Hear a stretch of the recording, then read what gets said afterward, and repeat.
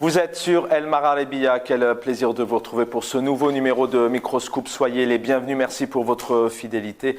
En ce samedi 20 août, vous le savez maintenant depuis le 9 août dernier, la direction de la chaîne, la direction de la rédaction a décidé de consacrer la quasi-totalité de ces émissions, couverture spéciale bien évidemment, au feu qui ravage l'Algérie. On va y revenir, notamment la wilaya de Béjaïa, mais énormément la frontière tunisienne, El Taref. On va y revenir avec des images toujours aussi fortes et poignantes en émotion. On rendra hommage aux victimes aujourd'hui. Alors vous connaissez la problématique du système de statistiques en Algérie et du recensement à chaque tragédie d'ailleurs, Covid, tremblement de terre, inondation ou encore feu.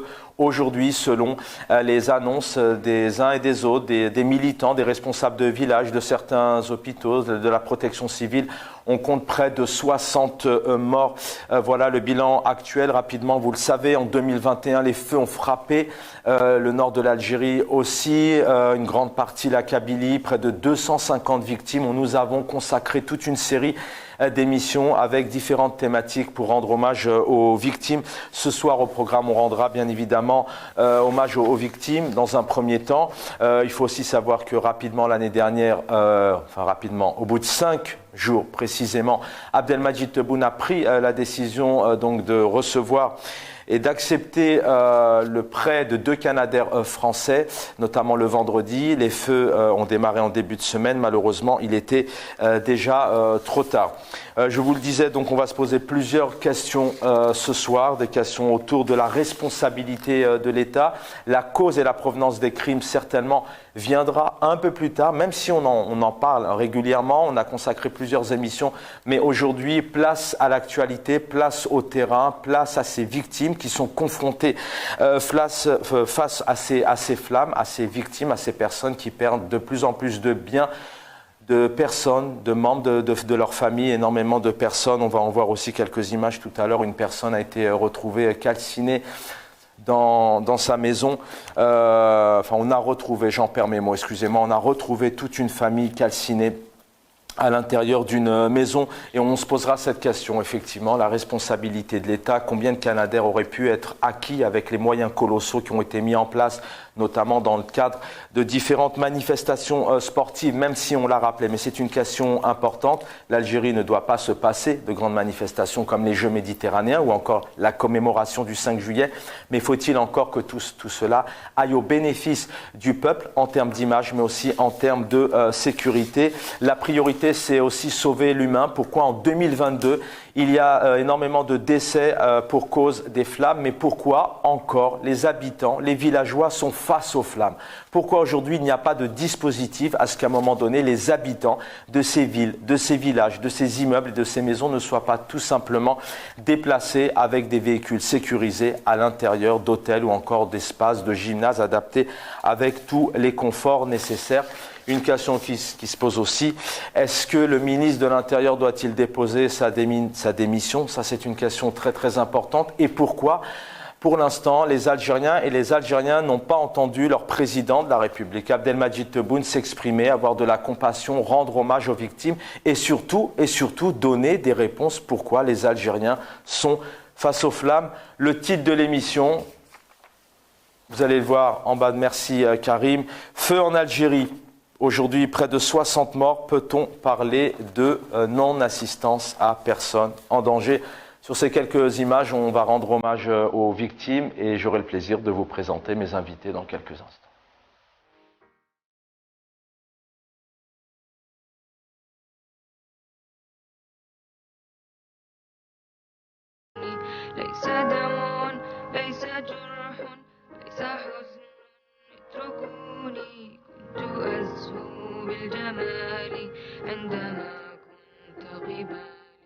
ليتني أنقل صوتي لك من تحت الرمال انتظر أمسك يدك لا تغادرني وراك أنت حلمي في المنام فلي أصحو لأراك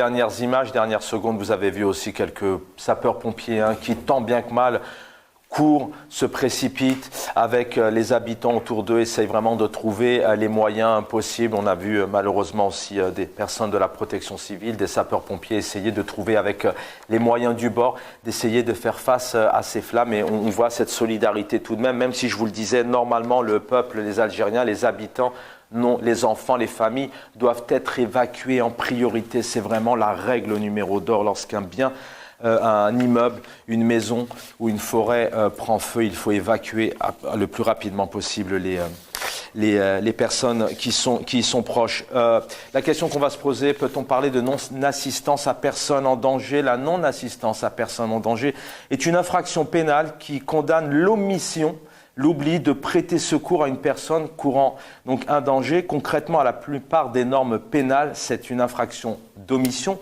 d'oubli et non de commission, donc de commettre, c'est-à-dire que l'auteur n'agit pas alors qu'il aurait dû le faire. Inutile de vous dire que ça a brûlé malheureusement l'année dernière en Algérie, ça brûle cette année et peut-être avec le réchauffement climatique, on le souhaite que non, mais on peut aussi anticiper des feux en 2023, donc peut-être que l'État aurait dû faire face aux dégâts, limiter les dégâts en mettant les moyens en place. Sur le plateau, avec nous, Ali Aïdjoudi, bonsoir, cher Ali, président de Riposte International. Bonsoir Chaban, bonsoir à mon ami Lies et bonsoir aux téléspectateurs et téléspectatrices. Merci, vous l'avez présenté, vous avez bien fait, c'est ça l'amitié, la fraternité, la solidarité. Lies Djebali, merci d'être avec nous sur le plateau, ingénieur économiste et vous êtes militant politique hirakiste. Merci pour votre invitation. Je salue mon ami Ali Aïdjoudi, président de Riposte International, et je salue tous nos téléspectateurs qui nous suivent de près ou de loin. Dans quelques instants, comme nous le faisons maintenant depuis 10 jours, j'ai eu le plaisir d'avoir Bruxelles, Marseille, Strasbourg, j'ai eu aussi New York, Barcelone, Berlin, nous a fait honneur ici sur nos antennes pour rendre compte du rassemblement et de la solidarité de ce Hirak. Dans quelques instants, j'aurai le plaisir de recevoir Brahim, hirakiste à New York aux États-Unis, et Mourad, hirakiste à Barcelone. Nabil Asmaïl, maître Nabil Asmaïl, militante politique, qui interviendra aussi quelques minutes d'ici quelques temps, mais nous allons ouvrir l'émission avec mon ami, mon confrère, journaliste, éditorialiste politique, spécialiste de la géopolitique algérienne, Jamaldine Benchenouf, bonsoir. Bonsoir Chaban, bonsoir à tes invités, Lia Aïdjoudi, Lia Sbeili, merci pour tous et bonjour à tous les téléspectateurs. Merci cher Jamaldine, j'aurais aimé me passer de votre invitation avec cette actualité ou peut-être vous inviter pour nous annoncer et évoquer de bonnes nouvelles. Il y a un an, j'avais le plaisir de vous recevoir aussi pour les feux 2021. Encore une fois, un bilan dramatique et puis encore une fois, j'ai envie de dire que le constat est là, ce sont des images apocalyptiques qui relèvent d'un film à la Steven Spielberg. Les habitants sont à quelques centimètres des flammes avec des branches pour tenter de sauver leur bétail, leur famille ou leurs animaux. Je vais vous laisser bien sûr longuement donner un peu votre point de vue et puis une question qui se pose ce soir, est-ce qu'on peut parler de non-assistance à personne en danger? Tout ça, on pouvait l'anticiper en tout cas, ces feux-là, on pouvait, notamment l'État algérien pouvait s'y préparer. Chaban, d'abord, je voudrais présenter mes sincères condoléances à tous nos compatriotes qui ont perdu des êtres chers, qui ont encore perdu des êtres chers. Dans ce malheureux pays où nous n'en finissons plus de subir, après des carnages, des sinistres, des inondations, une catastrophe tout simplement. Pourquoi? Parce qu'il n'y a pas d'État. Vous parliez à l'instant d'État. Moi, même le qualificatif de régime me semble un peu usurpé par rapport au niveau de ces gens qui restent et qui ne sont en fait qu'une mafiocratie, une terrifiante mafiocratie. Aujourd'hui, personnellement, et comme beaucoup de mes compatriotes, je suis très triste. Nous ne méritons pas toute cette tragédie. Des incendies éclatent partout dans le monde. faut le savoir, ces jours-ci. Comme vous l'avez dit si bien tout à l'heure avec ce réchauffement climatique, des incendies éclatent partout. Mais partout, l'État est présent. Partout, la prise en charge est là. Autant en amont qu'en aval, en prévention qu'en lutte contre le sinistre. Et qui a permis de sauver des vies, d'endiguer des sinistres, sauf chez nous. Où c'est encore une fois, une énième fois, et ce n'est pas fini, et ça ne finira pas tant que ce régime est à la tête de ce régime, un système absent, en carence, en vacances, qui gesticule, qui se cherche encore d'autres boucs émissaires. L'année passée, il a accusé le MAC. Cette fois-ci, un ministre de l'Intérieur tombé de la planète Mars est venu nous dire que c'est la faute du vent. Le ministre de l'Intérieur qui a dit la faute Arbi, ça veut dire rien à faire, circuler et rien à voir. Mais en fait, Chaban, Djamaldine, oui. je vous laisse poursuivre justement. C'est important on vous ait ce soir parce qu'il faut aussi avoir voilà, des personnes qui sont aussi spécialisées de ce fonctionnement, de cette politique, de cette géopolitique algérienne. Bon, quand on a fait le constat, malheureusement, on le fait, on le connaît. Quelle est la raison aujourd'hui qui fait que un État, un chef de l'État, un président qui effectivement à la fois qui peut proposer la location et l'achat comme ça de Canadair entre deux micros comme on l'a vu dernièrement et puis qui à la fois peut faire des annonces, qu'est-ce qui fait réellement que l'Algérie, notamment son État, son pouvoir, ses différents présidents, etc., n'arrive pas réellement à faire face? Est-ce que réellement c'est une volonté de laisser le peuple à l'abandon? On ne s'en préoccupe pas? Est-ce qu'il n'y a pas les compétences? Est-ce qu'il n'y a pas les moyens financiers? Selon vous, quelles sont les raisons principales? Parce que vu de l'extérieur, lorsqu'on n'est pas spécialement algérien ou algérienne, on se dit en voyant ces images qu'on est un peu dans le rêve total. Parce que, Chaban, parce que ce système, ce régime, on l'appellera comme on voudra, c'est tout ce qu'on veut, de négatif, bien sûr, de contre-productif, tout ce qu'on veut, sauf un État. Un État est composé de grands serviteurs de l'État, de grands commis de l'État. Nous avons de la chance d'avoir des serviteurs de l'État, des commis de l'État, à des niveaux subalternes.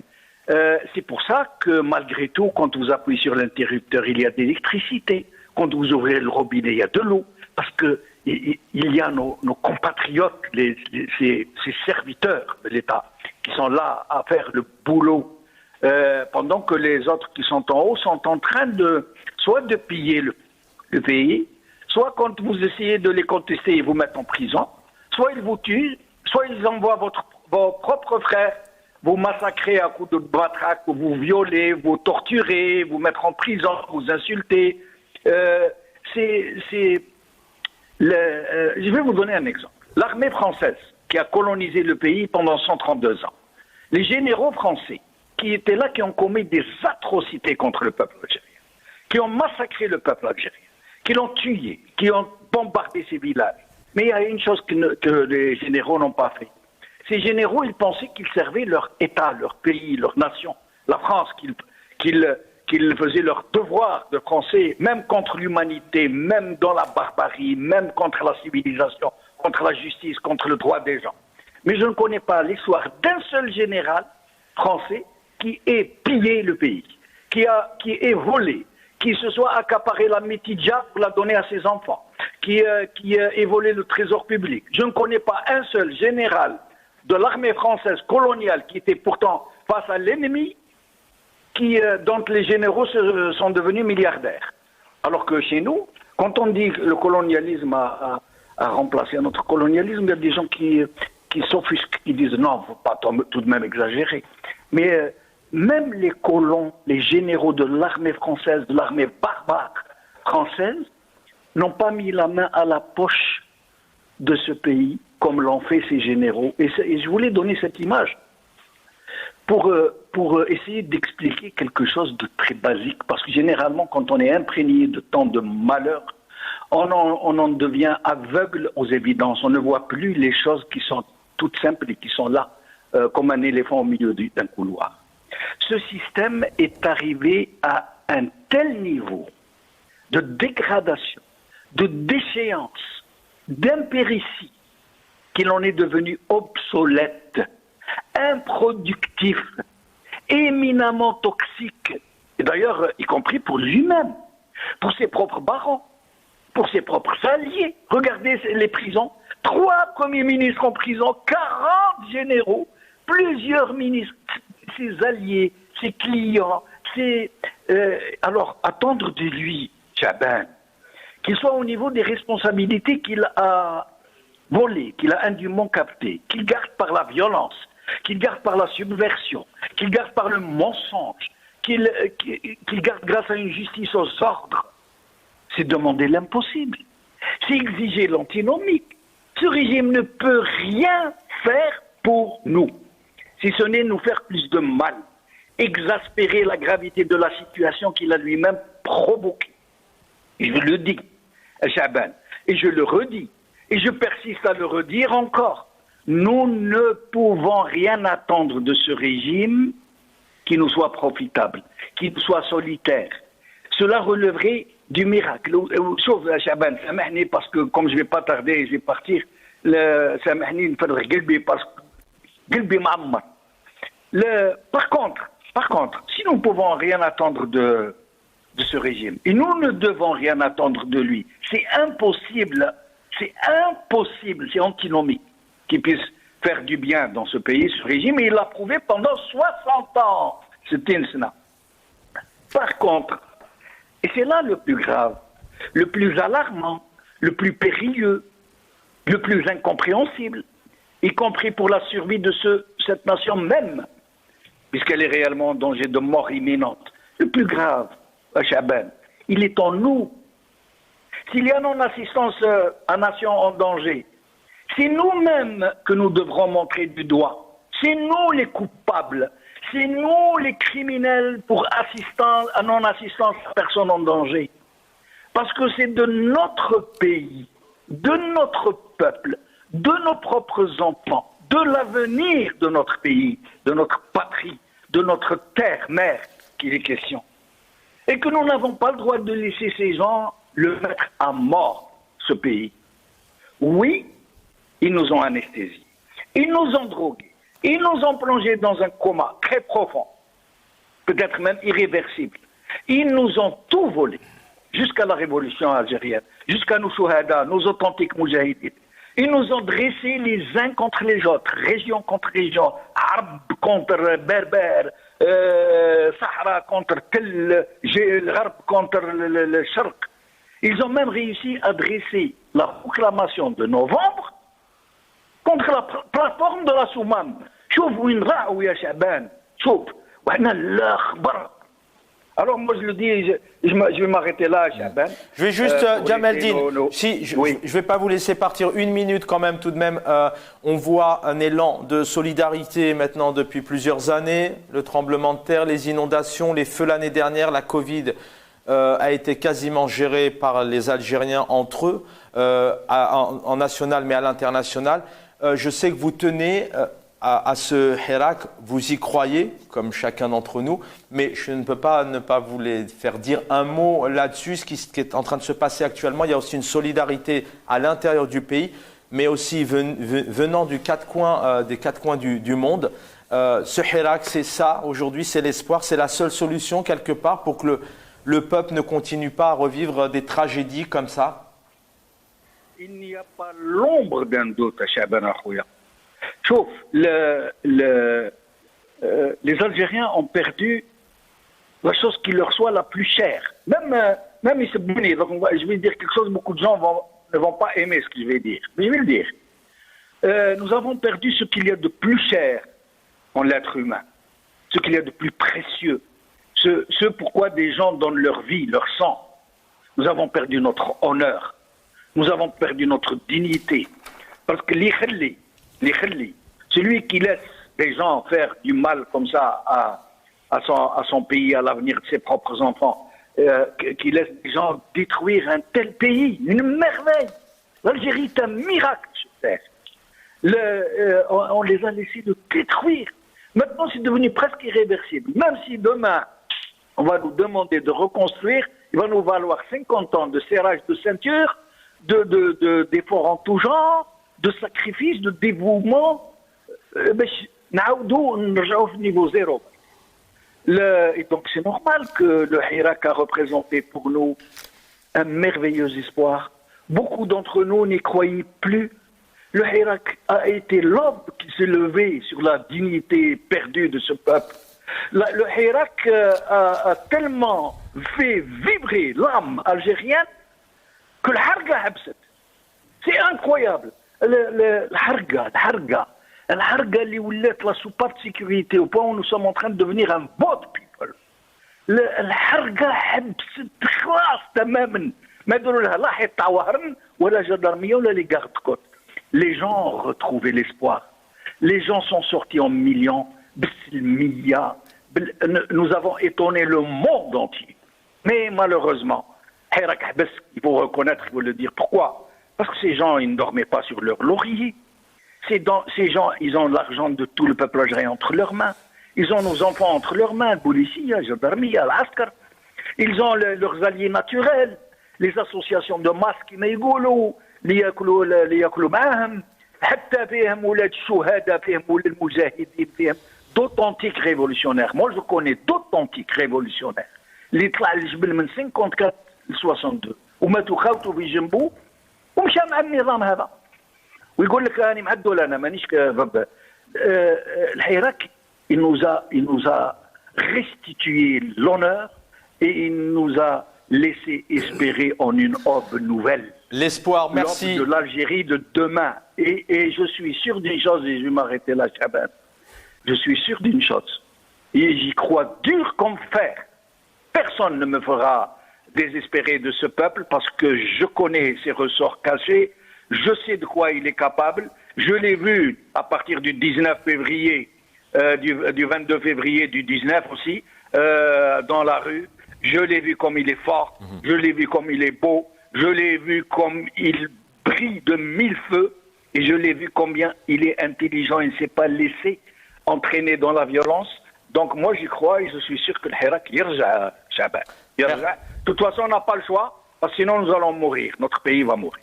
Merci Djamaldine Benchenouf, journaliste, éditorialiste politique, spécialiste des questions de géopolitique algérienne. C'est bien d'avoir rappelé ce pacifisme. Alia et Djoudi, je vais bien évidemment vous poser la même question. On a malheureusement aujourd'hui on comptabilise. Alors ce qui est dur, c'est qu'on inscrit, on essaye d'être plus proche de la réalité, mais encore une fois, c'est une réelle problématique, puisque d'ailleurs, même l'année dernière, on a une pensée aux familles, mais on parle de 240, 250 victimes morts, on n'a pas les chiffres exacts.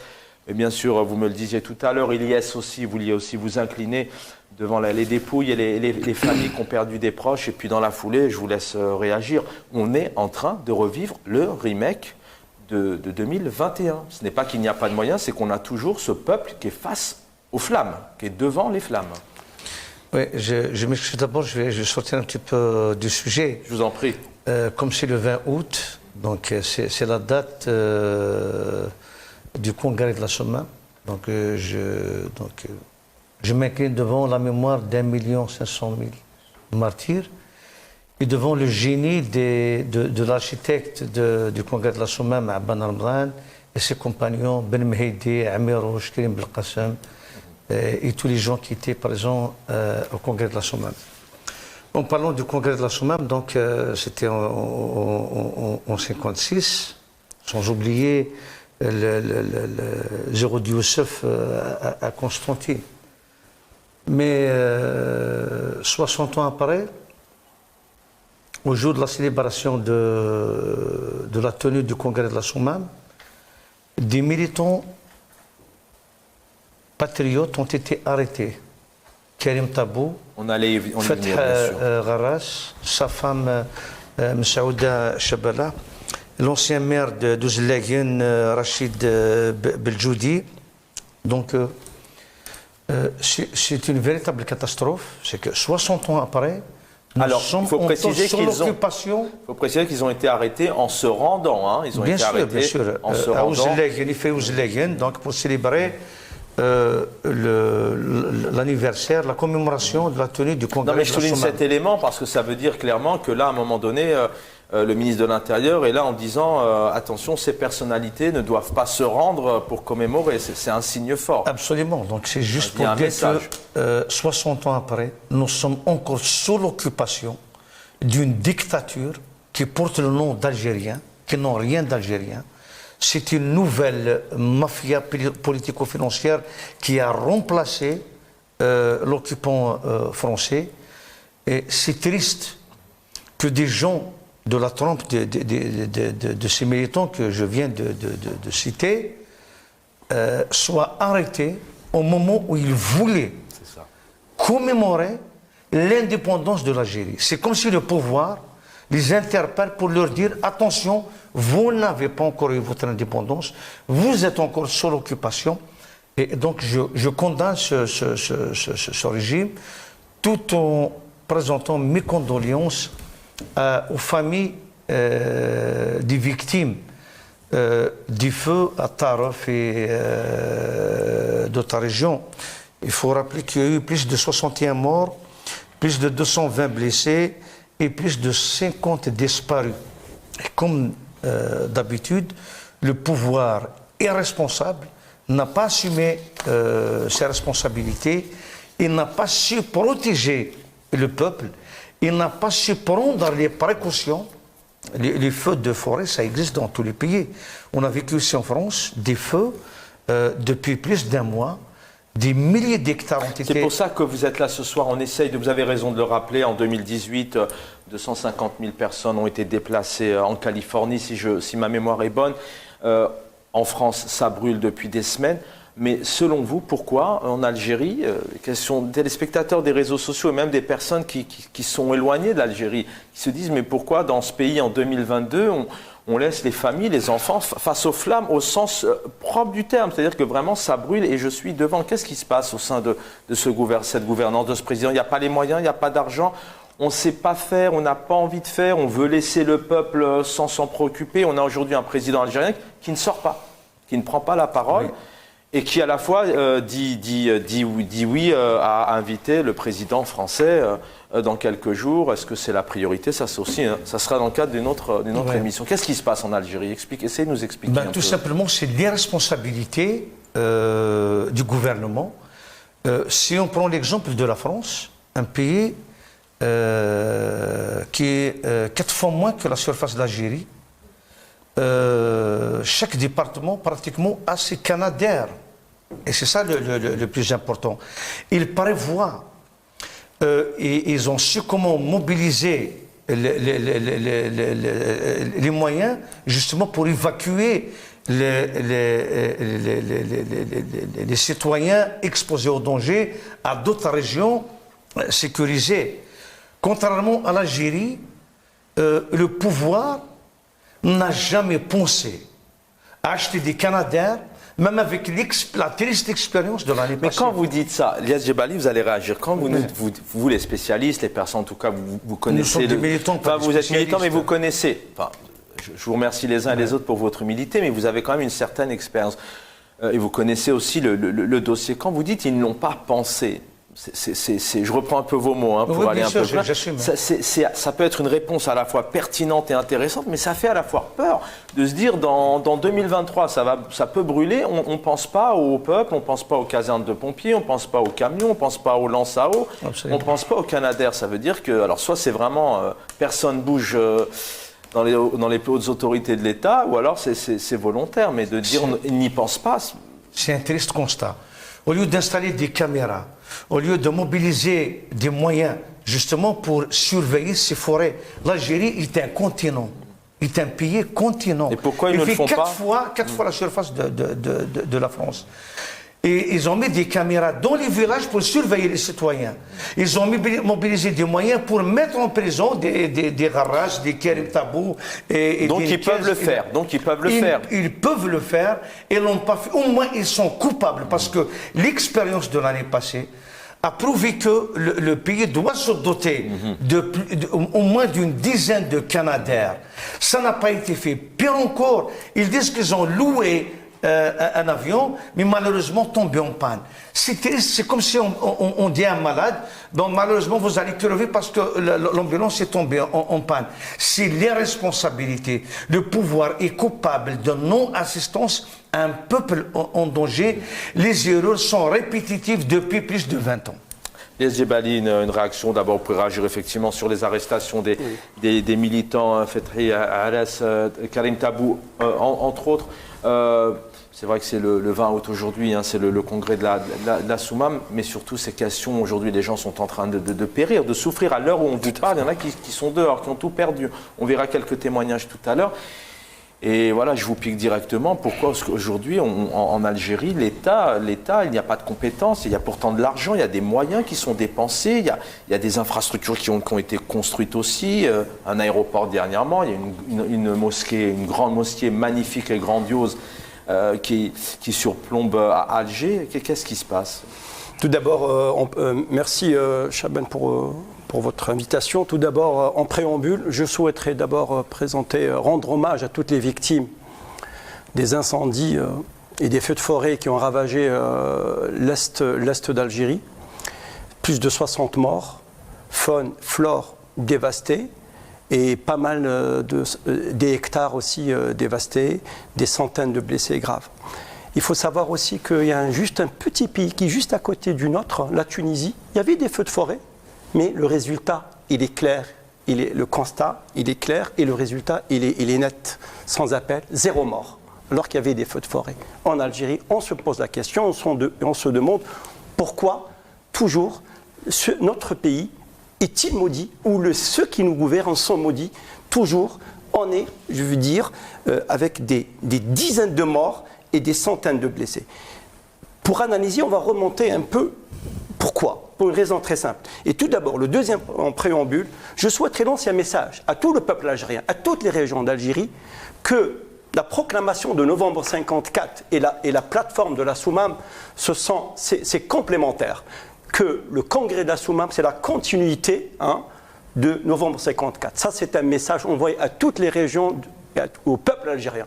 Parce que le régime algérien veut diviser le peuple entre la proclamation de novembre 54 et la plateforme de la Soumam. Ça, c'est très important. Au fait, nous avons remarqué que le pouvoir ou que le gouvernement, il était complètement défaillant. Vous vous rendez compte? Un ministre de l'Intérieur qui devrait être sur les lieux pour coordonner les missions des différents corps, crée une cellule de crise pour apporter assistance et sauver in situ, ça veut dire sur le terrain. Il passait son temps sur les plateaux de Algérie 24 en train de chansonner et de dire voilà ceci, cela. Ça veut dire... Il a annoncé, alors le ceci, cela, c'est bien pour les téléspectateurs, oui. Il a annoncé clairement que tous les moyens étaient présents, étaient en place. Quels sont les moyens qui étaient mis en place? Alors, nous savons très bien, ça, on va répondre par A plus B. L'année dernière, il y avait des feux qui ont ravagé la Kabylie.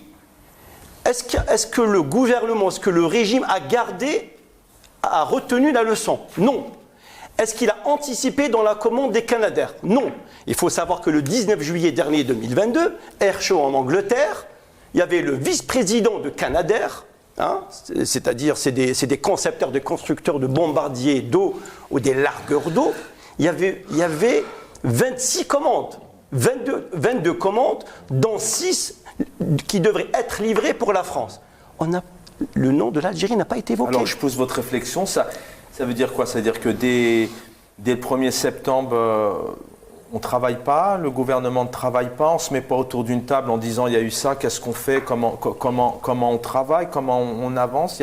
À vous entendre, il n'y a pas de système, il n'y a pas de structure. Alors vous parliez de crise, effectivement, de crise psychologique, on n'en parle même pas, mais ça veut dire que dès que c'est terminé, une vague de Covid est finie, on rentre à la maison et on s'arrête ou... Au fait, on va dire le gouvernement ou le système ou le pouvoir qui est en place, il est complètement défaillant. Nous n'avons pas vu les institutions opérationnelles sur le terrain. Nous avons vu lors de la pandémie qui a ravagé pas mal de régions en Algérie, il y avait un problème d'oxygène. C'est-à-dire problème d'oxygène.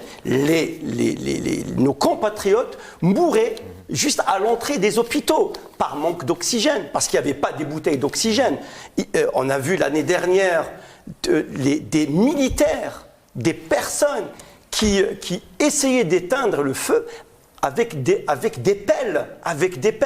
Donc c'est un régime qui, à la fois, qui est frappé d'une illégitimité, parce qu'il est légitime, je dirais même il est frappé d'une incompétence. Vous savez, la compétence, soit vous l'avez, soit vous ne l'avez pas. Si ce régime, si ce pouvoir, ce gouvernement, ce ministre de l'Intérieur, il avait une certaine compétence, on aurait pu sauver l'humain. Quand vous dites non assistance à personne en danger, moi je dis, on a vu des images de guerre à 2-3 mètres, c'est-à-dire des régions complètement enflammées. C'est non-assistance à un peuple qui crame en silence. Et après, on vous invente une histoire de briquet quelque part. On essaye un petit peu d'alimenter et de nourrir et de dire au peuple, voilà, nous avons trouvé 3 briquets, nous avons trouvé des pyromanes. C'est ça, c'est un régime, au fait, il est complètement défaillant. Au fait, il y a d'autres exemples. Vous avez vu aussi les inondations à Bab el-Oued. C'est pour ça que c'est une question qu'on se pose. Et cette question de compétence ou d'incompétence, on l'évoque depuis maintenant plusieurs jours, mais c'est vrai que quand on entend certains analystes ou militants évoquer cette incompétence, c'est que l'incompétence, à un moment donné, elle a le dos large, parce que c'est vrai que mettre en place des moyens ou donner priorité à des moyens budgétaires pour essayer d'accompagner le peuple, à le sécuriser et ne pas utiliser ces sommes ailleurs, ça peut être aussi une certaine logique. Je voulais juste... Oui. L'armée, je vais revenir vers 13 vous. milliards de dollars, elle aurait pu, c'est-à-dire prendre, il y a ce qu'on appelle des avions qui transportent les militaires, les ravitailler, je veux dire les transformer rapidement pour mettre fin à cette tragédie. C'est une question qu'on s'est... Mais vous allez en parler juste derrière. C'est une question qu'on s'est posée aussi encore cette semaine. Lorsqu'il y a, Ali Djoudi, vous le disiez, lorsqu'il y a des manifestations, effectivement, il y a tout un système d'encadrement, de gendarmerie, de véhicules, de forces de l'ordre, de moyens aussi militaires qui sont mis en place pour mettre fin aux manifestations, en tout cas les encadrer, parfois avec des images quand même de répression sans nom. Et c'est vrai que là, on ne voit pas ces cargos militaires qui pourraient affréter des bouteilles d'eau, du matériel, des soins, etc. Et c'est vrai que c'est pour ça qu'on se pose cette question sur cette non-assistance à personne en danger, c'est que ça pousse le bout. En tout cas, ça pousse le bout assez loin. Juste quand même, l'actualité, elle a été dominée aussi par le chef d'état-major Saïd Chengreha, qui a participé en visioconférence à la 10e conférence internationale de la sécurité, notamment tenue à Moscou. Je vais juste le relire. Je cite, « Il est temps pour la communauté internationale d'être consciente de l'importance du maintien de la paix dans le monde en se focalisant sur la sécurité humanitaire, en prenant en charge les véritables causes des crises dans le monde. » Voilà, ça aussi, ça a fait réagir, puisque lorsqu'on a un chef d'état-major qui nous parle de sécurité humanitaire, lorsqu'on voit ce qui se passe en Algérie, c'est quand même, d'où l'expression française, l'hôpital qui se fout de la charité. La semaine, elle a été dominée par cette image. Vous allez voir dans cette vidéo, quand on vous dit que c'est le remake de 2021, tendez bien l'oreille, vous allez cet habitant, notamment qui dit, bien, c'est comme 2021, on est tout seul, il n'y a personne. Là, actuellement, la situation catastrophique.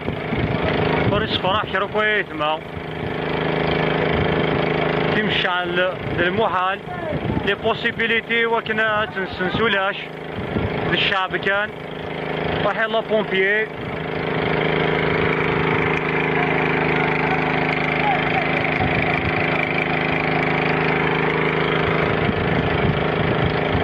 مالوروزمون باي باي لالجيري الجزائر تروح لا كابيلي تبرو لي وكيا يزوزون في كاير أرغانت لا ربي تسوي.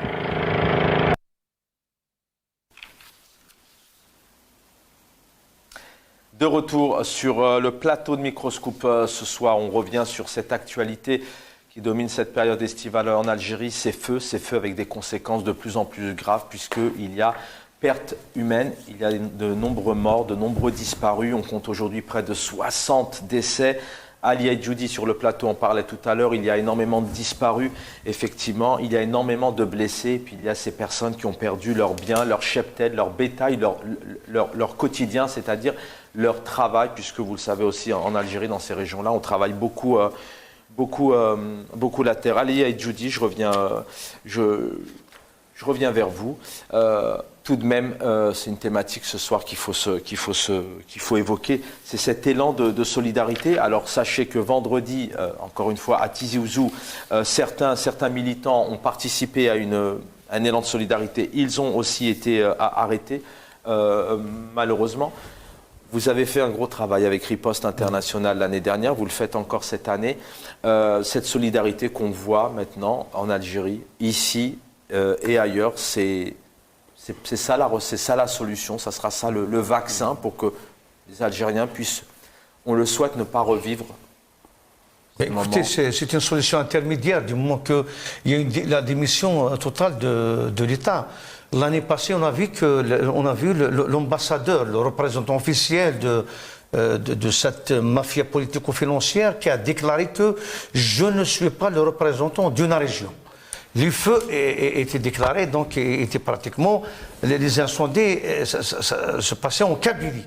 Et il a refusé tout en déclarant que je ne suis pas le représentant d'une région. D'abord, c'est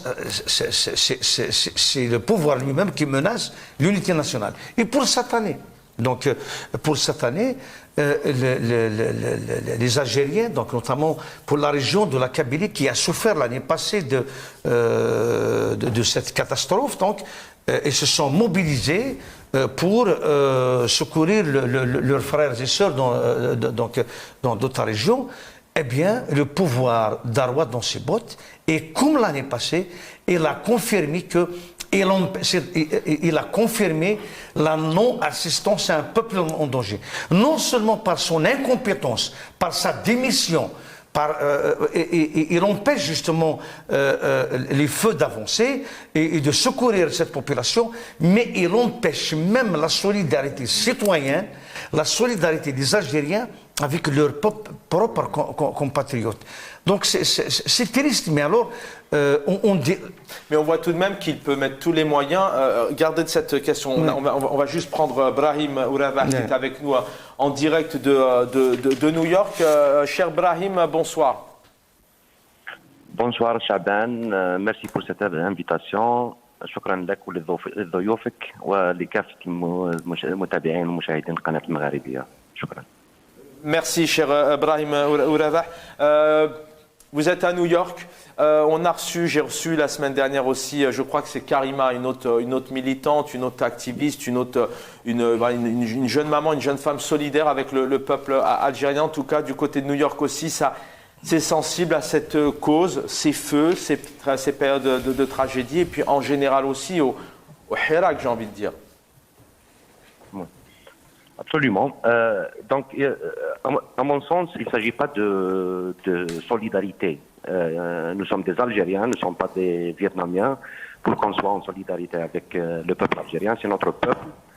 Et il s'agit pas de questions humanitaires. Il s'agit de questions politiques. Il y a une politique maintenant qui s'est établie. Et on voit une oligarchie militaire comprador qui non seulement elle n'a pas la compétence de gérer les affaires de l'État et du peuple, elle n'est pas apte à assurer les intérêts du peuple algérien, mais on a plusieurs indices maintenant qu'il y a une volonté politique justement de terroriser le peuple algérien. Donc, quand on voit des incendies régulièrement chaque été et aucune mesure elle est prise pour la prévention de ces catastrophes-là, donc on voit qu'il y a une volonté de ne rien faire. il s'agit aussi, il ne s'agit pas de non-assistance à des personnes en danger, parce que la non-assistance à des personnes en danger, c'est un devoir de citoyen envers d'autres citoyens. Il s'agit d'un État, les obligations d'un État envers son peuple. Et là, on voit que l'État algérien, il a été pris en otage par une oligarchie militaro-financière qui est non seulement antinationale, et elle ne veille pas sur les intérêts du peuple, mais ses intérêts à elle sont diamétriquement opposés à ceux du peuple. Quand on voit qu'il y a non seulement il y a la non-assistance, il y a non seulement ما فيش مساعدة للشعب، لكن فيه منع للشعب منه انه يساعد بعضه.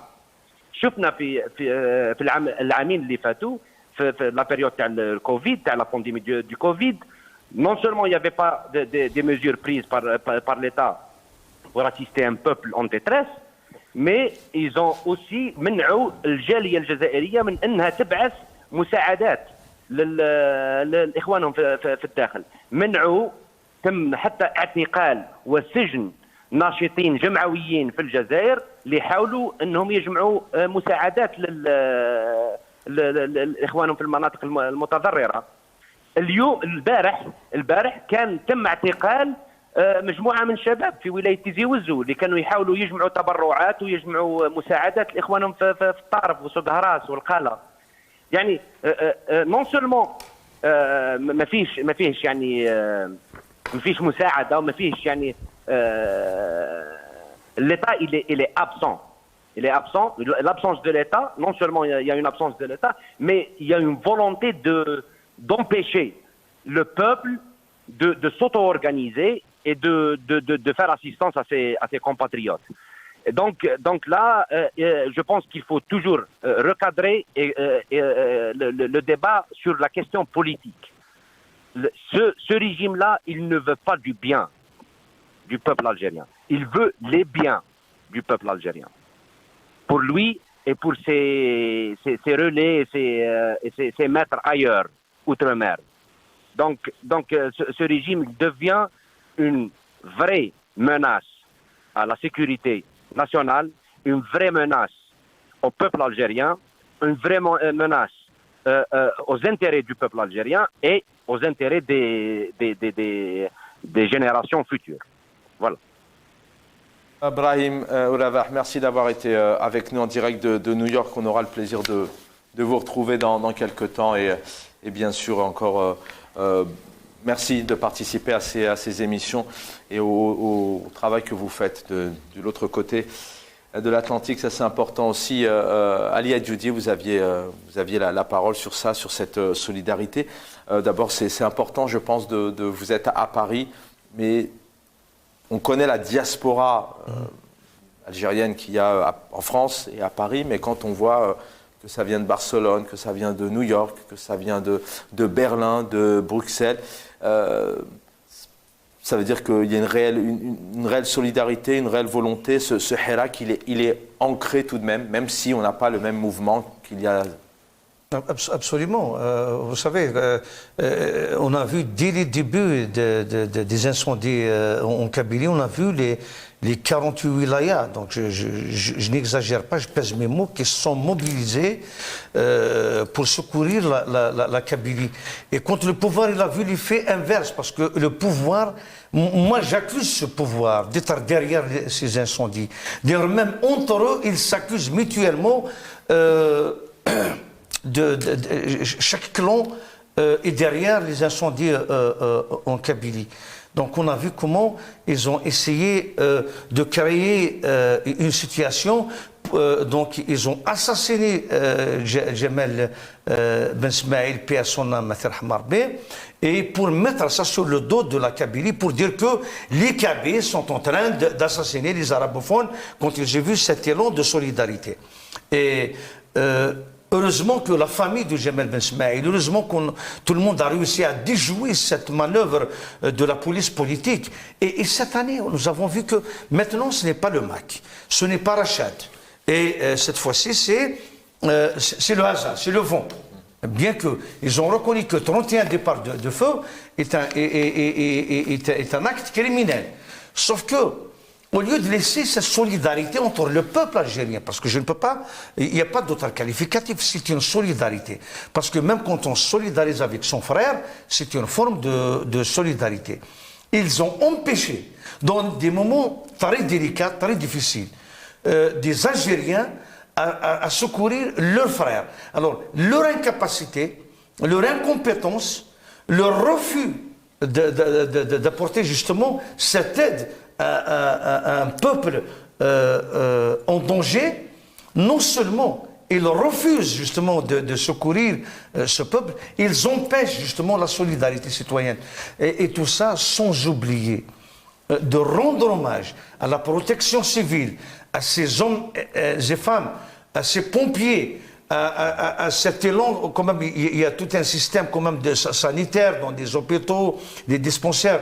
Moi, je les salue, je m'incline devant leur courage, parce que quand on critique le régime, ça ne veut pas dire qu'on critique les efforts des corps constitués. Nous avons su que l'année passée, il y a eu des morts civils, mais il y a eu des morts des militaires qui ont succombé à ces feux. Donc, je salue ces pompiers, ces médecins, infirmiers, infirmières qui étaient mobilisés pour secourir leurs frères et sœurs. Elias Djebali, je vous donne la parole dans un instant. Voilà, donc on vient de m'annoncer que pour l'instant, il n'y avait aucune nouvelle, notamment concernant l'arrestation de Karim Tabou, puisque ses proches, sa famille, pour l'instant, ne savent pas du tout ce qu'il en est. Voilà, on nous rappelle clairement qu'il a été arrêté, enlevé, alors qu'il se rendait à une festivité, une manifestation, la commémoration du congrès de la Soumam. Dans quelques instants, on devrait avoir Maître Nabil Asmaïl pour quelques petites minutes pour réagir. Elias Djebali, c'est un temps fort ce soir. Effectivement, ce n'est que transitoire, c'est qu'une transition. Normalement, elle ne devrait pas exister. Mais à la fois, cette solidarité en Algérie, aujourd'hui, c'est peut-être un pansement, mais c'est le seul remède que le peuple reste uni à quoi qu'il arrive. Ali Edjoudi nous expliquait les intimidations l'année dernière de l'ambassadeur. C'est le seul remède aujourd'hui. Est-ce que ce n'est pas aussi la continuité du Hirak? Est-ce que ce n'est pas ce qui a été provoqué par le Hirak d'une autre manière? Le peuple algérien, par définition, intrinsèquement parlant, est un peuple généreux, est un peuple solidaire. Ça est une chose. Maintenant, pourquoi il y a tant de solidarité? Pourquoi? C'est quoi être solidaire? C'est quoi la solidarité? Le fait d'être solidaire, c'est une relation entre personnes qui entraîne une obligation morale et d'assistance mutuelle. Cette solidarité, elle a pour vocation une obligation morale et assistance mutuelle. Et le régime, nous l'avons vu l'année dernière, il n'aime pas la solidarité, parce que la solidarité, c'est ce qui cimente l'unité du peuple. Et le régime, il a horreur de cette solidarité. Il a été pris de court, il a été pris de vitesse quand il a vu que toutes les régions d'Algérie, elles apportaient assistance avec le transport et tout, pour transporter des denrées alimentaires, des médicaments en Kabylie et dans les régions les plus sinistrées. Donc, ils ne s'attendaient pas. Mais pour moi, c'est une solidarité qui est naturelle, elle est propre au peuple. Et pourquoi il y a aussi une solidarité? C'est parce qu'il y a une démission, une absence quasiment. Le gouvernement, il est absent, il est défaillant. Non seulement il est défaillant, il est incompétent, il est absent, il est démissionnaire. Maintenant, qui va se substituer à l'État? L'État, dans un État de droit démocratique, il devrait être un État interventionniste et régulateur. On n'a pas vu une intervention de l'État? Est-ce qu'il a régulé les aides? Non. Nous avons vu des régions, nous avons vu des personnes qui s'entraidaient, qui apportaient assistance avec un panier, qui essayaient d'éteindre le feu, qui essayaient d'apporter les médicaments, qui essayaient un petit peu de secourir avec les moyens les plus basiques. Et moi, je rends hommage je rejoins mon ami Ali, je rends hommage au corps constitué, c'est-à-dire la protection civile, les hôpitaux, qui essaient de faire le maximum possible avec les moyens rudimentaires. Il faut savoir, dans un pays, les moyens sont rudimentaires. Tous nos hôpitaux, c'est des mouroirs, c'est-à-dire ils ne sont pas équipés pour. Nous avons vu l'année dernière, l'ambassade d'Algérie, à Paris, ils voulaient contrôler les dons. Tout passer, ils voulaient contrôler les dons. Vous vous rendez compte? Et les répartir. Et les répartir à l'insu du peuple, à l'insu des donateurs, du jamais vu. Moi, je suis donateur, pourquoi vous allez contrôler les dons? Et nous avons vu cette année des jeunes à Tizi Ouzou qui voulaient apporter assistance et s'organiser afin de secourir les wilayas, Sogaras, Tarf, ainsi de suite. Ils ont été arrêtés. Ils ont été arrêtés. Ça veut dire quoi? Ça veut dire que ce régime, le peuple, c'est pas sa priorité. Ce n'est plus sa priorité. Il a d'autres choses à faire, dilapider, réprimer, c'est ça. Je reviens à vous dans quelques instants. On devrait arriver, je l'espère en tout cas, joindre Maître Nabil Asmaïl, sinon on la recevra en début de semaine. Les victimes, certains ont perdu leurs proches, leurs familles, d'autres ont perdu leur boulot, leurs biens, leur bétail. Encore un témoignage parmi tant d'autres très poignant. وش تبغى ضحكم ربي وش نقولوا جتنا من ربي ما عندي الغنم مش ما عندي شيء عندي الغنم والاخرين دخلني الغاب ها كذا تحرقوا لك الحاجه كذا اللي ماتوا مدوني كله سما هاي وحده قالت على بلاصتها هاي الدليل بتاعها وربعه بين بوليدهم دخلوا لي النشعه والدجيج ما ها والدليل ها ونقيم فيهم ها وربي يعوضنا ربي يعوض اخويا وش ما يقدرش ينحضر ياسر اخويا ربي يرحم اللي ماتوا وربي يعوضنا نسمع فهم يبكوا اخواتي نسمع لاخواتي يتباكوا نشعر ربي يعوض Avec nous sur le plateau, Ali Adjoudir, président de Riposte Internationale, et Elias Djebali, économiste hirakiste. Merci encore une fois d'être là ce soir. On devrait avoir Maître Nabil Asmaïl pour quelques petites minutes dans quelques instants. Bon, sinon, on aura le plaisir de l'avoir d'ici le début de semaine. Des images poignantes, on peut toujours réagir, bien sûr. Mais Ali Adjoudi, vous faites partie un peu aussi de ce métier de communication, de la presse. Aujourd'hui, alors nous on se félicite sur El Maralbiya de donner la parole, de montrer ces images, d'essayer d'apporter des explications que le peuple soit encore face à lui-même. Mais c'est vrai que cet après-midi, en essayant de sillonner, de faire un montage sur toutes ces chaînes de télévision, on a l'impression qu'en Algérie, il n'y a aucune tragédie, alors qu'il y a des dizaines et des dizaines et des dizaines de morts, de disparus.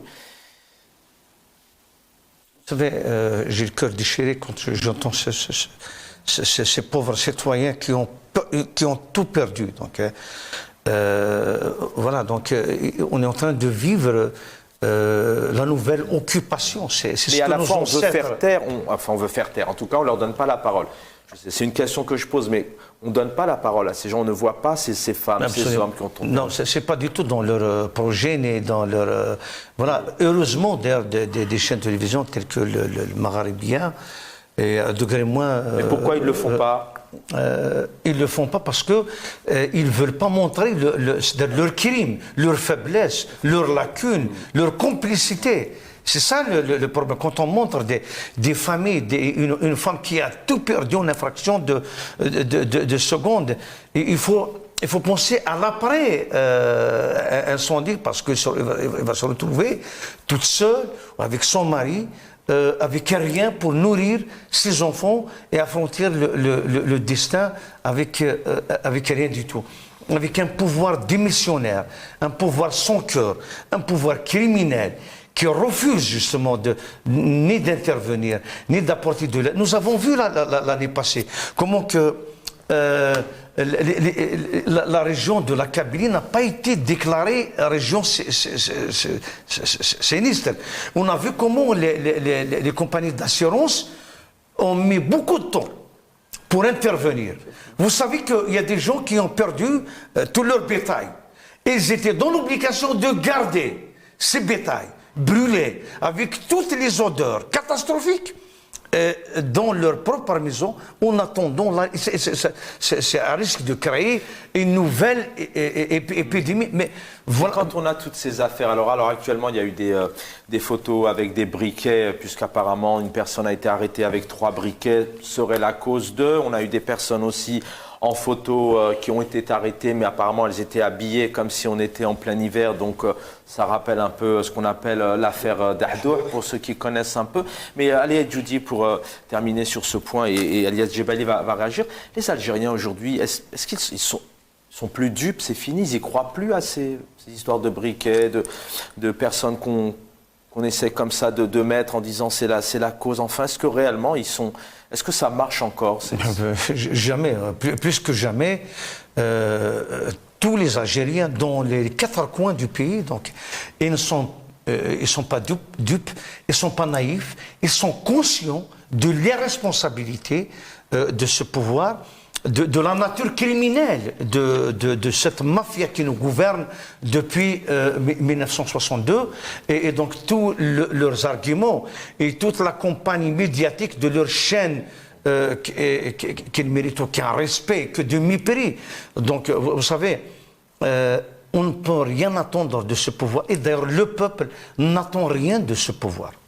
Je reviens vers vous dans quelques instants. Elias Djebali, on va donc faire intervenir pour quelques petites minutes. Le temps passe, mais on aura le plaisir de la retrouver pour un plus long échange. Maître Nabila Smaïl, bonsoir.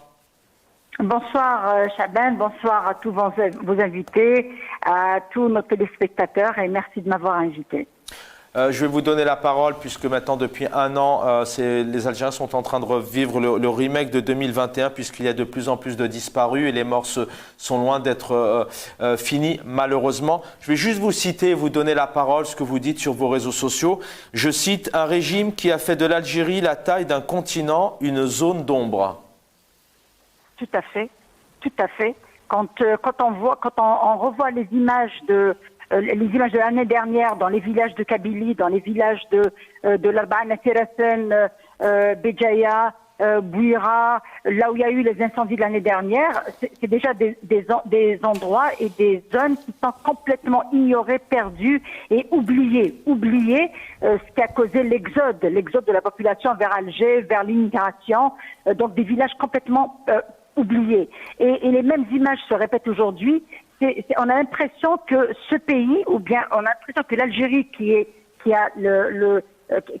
un pays géant, une superficie 3 fois ou 4 fois la superficie de la France, a été réduite en une zone d'ombre. La zone d'ombre, cette terminologie créée par le pouvoir pour faire la différence entre des zones plus ou moins avancées ou plus ou moins développées et des zones qui sont complètement oubliées. Mais qui a créé ces zones d'ombre? C'est le système qui les a créées. Ce sont ces zones qui sont ignorées, où la population est complètement ignorée, où la population existe que pendant les échéances électorales. On se rappelle qu'il y a une population dans tel ou tel hameau, tel ou tel village, que quand il faut recenser, il faut comptabiliser les voix et on s'en rappelle que pour aller voter. Donc ce pays, un pays comme l'Algérie, riche comme l'Algérie, avec une conjoncture internationale comme celle que nous connaissons maintenant, avec la flambée des prix du gaz et du pétrole, le pouvoir n'a pas été capable d'anticiper et de tirer les leçons de ce qui s'est passé l'année dernière. Il n'a pas été capable d'installer des plans hors sec ou d'élaborer des plans hors sec. Mais est-ce que réellement il en est conscient, parce qu'il voit certainement, alors quand je dis il, ce sont les personnes politiques qui sont soit élues, soit présentes, c'est leur boulot, hein. Est-ce qu'elle les voit, ces images? Est-ce qu'elle les analyse comme chaque, on va dire, personne rationnelle? Est-ce que réellement elle s'en préoccupe pour se dire on anticipe et on ne revit pas la même chose? Ou est-ce qu'on a l'impression que depuis 1 an, rien n'a bougé, rien n'a été fait? Écoutez, il y a 3 types de... Je peux répondre selon 3 types de responsables. Il y a ceux qui décident, les grands décideurs qui se disent que le peuple est blasé, Donc, il est habitué à toutes les catastrophes, de la décennie noire aux inondations de Bab el-Oued, au tremblement de terre de 2003. Donc, le peuple, il est blasé. Donc, il s'est habitué aux catastrophes. C'est pas un peuple qui est prédisposé pour vivre heureux ou pour vivre dans un État démocratique. Donc, ils vont gérer pour une semaine, ils vont en parler pendant 10 jours, et puis ils vont passer à autre chose. Ça, c'est les décideurs. Ça, c'est ceux qui pensent que ce peuple a accepté son sort, a accepté le fait qu'il subisse et qu'il continue à subir une mauvaise gestion. Il y a les responsables au-dessous qui se disent, bon, moi, si j'ai pas le hockey d'en haut, bon, j'ai rien à inventer, j'ai rien à entreprendre, je ne vais pas anticiper, je ne vais pas réfléchir parce que on démissionne peut-être dans ces cas-là, non? Non, on ne démissionne pas parce que... Vous piquez un peu, mais si moi je suis ministre de l'Intérieur et que je n'ai pas les moyens... Chauvin, mais ils n'occupent pas ce poste parce qu'ils le méritent, ils s'occupent parce qu'ils obéissent. Donc ils ne peuvent pas démissionner.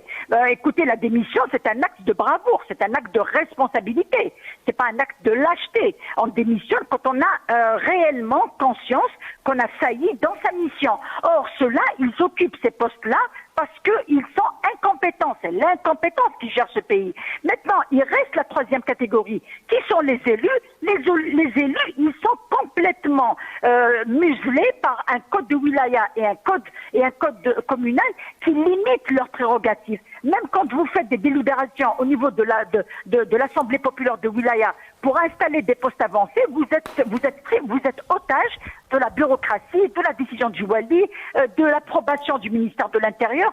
Donc vous savez, on parle d'un système, c'est un système qui est gouverné par en haut, et ce en haut a décidé que l'Algérie restera et deviendra un pays, une zone d'ombre. Et quand j'ai écrit ça parce que il n'y a pas de raison. Le feu a pris sur des wilayas côtières. Les wilayas côtières, on peut y arriver par mer, par terre et par ciel. Comment se fait-il qu'il n'y a pas eu un plan d'évacuation de la population quand les incendies ont échappé au contrôle? Maintenant, il y a un ministre qui vient vous chanter que les vents étaient plus forts. Bon, d'accord, les vents étaient plus forts. La protection civile, les éléments de la protection civile n'ont pas pu maîtriser ces incendies. Mais il fallait anticiper. Dès le premier foyer, il fallait mettre un dispositif pour évacuer la population. Vous savez, je regardais les informations. En France, ils ont fait le bilan des incendies. En Espagne, qui continue à faire ravage. Mais la première priorité des autorités espagnoles et françaises, c'était de sauver des vies. Or, nous, la dernière fois, ils ont été voir le parc d'attractions, le parc animal. Et ça, c'est une insulte. Ça, ce n'est pas normal qu'on continue à mépriser le peuple. Vous savez, c'est un pouvoir qui vit dans deux choses. Il vit dans la peur, il vit dans la haine. Et ça, on ne peut pas construire. On ne peut pas construire un pays avec la peur et la haine. Merci, maître. La peur, il la gère par la répression, et la haine, il la gère en laissant les catastrophes faire le maximum de victimes. Moi, je tiens à présenter mes condoléances à toutes les familles qui ont perdu un parent. Je tiens à saluer tout l'élan de solidarité qui, malgré la peur et la répression et toutes les entrades qui ont été mises en place, les jeunes continuent à se mobiliser pour apporter de l'aide à nos frères des wilayas touchés. Et je dis une chose,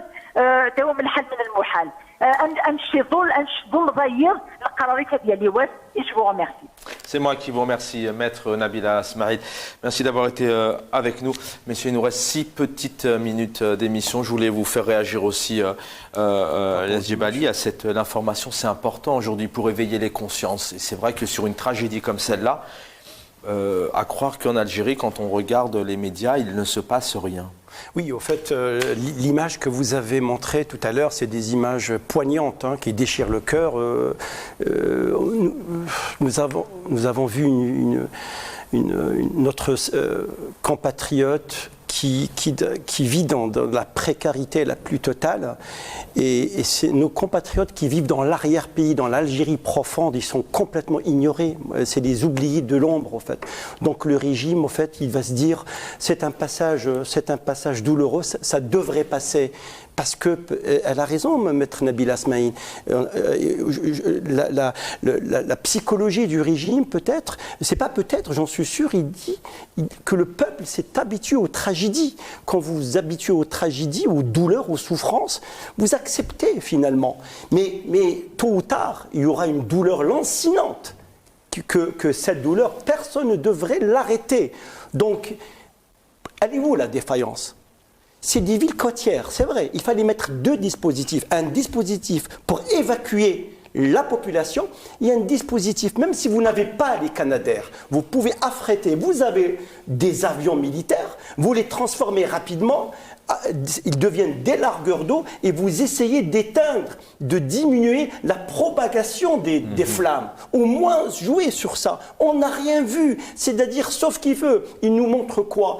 Des simples genoudes, avec des tenues très très propres, mais des tenues militaires propres, qui ont 19 ans, 20 ans, qui n'ont aucune expérience pour éteindre le feu, avec, voilà, on les montre, soi-disant, c'est l'ANP, elle est toujours du côté du peuple. Ça c'est de la manipulation. Ils manipulent le peuple à outrance, juste parce qu'ils sont incompétents. Quand on est incompétent, on est illégitime, on essaie de trouver des moyens les plus moribonds pour essayer de détourner l'attention du peuple. Mais le peuple, tôt ou tard, il se réveillera. Parce que...